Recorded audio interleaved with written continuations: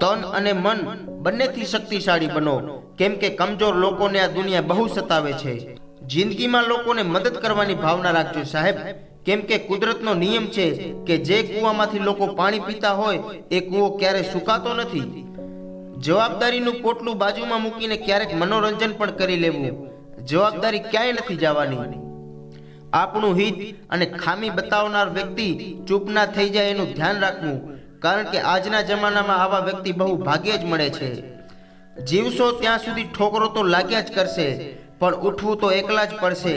જ્યાં સુધી શ્વાસ ચાલે છે ત્યાં સુધી કોઈ ખંભો દેવા નહીં આવે। જિંદગીમાં બધી જગ્યાએ પૈસા કામ નથી આવતા સાહેબ, અમુક જગ્યાએ માણસનો સાથ પણ બહુ જરૂરી હોય છે। તમે જો લોકોની લાગણી નથી સમજી શકતા તો સમજી લો તમે આજે પણ અભણ છો। પોતાની સમજદારી અગત્યની હોય છે સાહેબ, બાકી અર્જુન અને દુર્યોધનના ગુરુ તો એક જ હતા।